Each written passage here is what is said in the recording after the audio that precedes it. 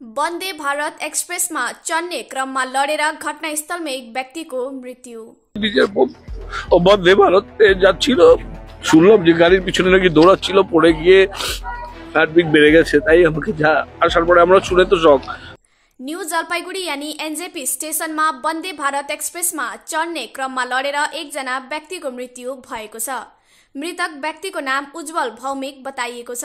तिनी बागडुग्राको खुदिरामपल्ली निवासी थिए। प्राप्त जानकारी अनुसार आज दिउँसो तिनी वंदे भारत एक्सप्रेस में सवार भएर कोलकाता जानको लागि एनजेपी स्टेशन में पुगेका थिए।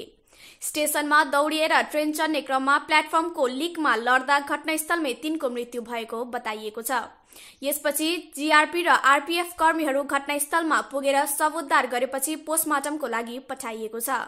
घटनाको खबर पाएर मृतक व्यक्तिको आफन्त तथा साथीहरू घटनास्थलमा पुगेका थिए।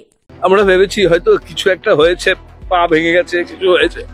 আমরা ভাতটা জাস্ট খাচ্ছিলাম, ওনার ওয়াইফ ফোন করলো যে এখান থেকে কেউ ফোন করেছে, পড়ে গেছে, ব্যথা পেয়েছে।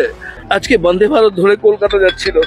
হ্যাঁ, উঠতে গিয়ে উনি ইমামি নর্থ বেঙ্গলের যত সিএসসি ক্যান্টিন গুলো আছে ওনার ইনচার্জ ছিলেন নর্থ বেঙ্গলে। পরিবারে মা, দিদি, বউ আর এখন এই রিসেন্ট এক মেয়ে হয়েছে, 1 মাসও হয়, 6 মাস 5-6 মাস হয়েছে। মানে কি বলবো।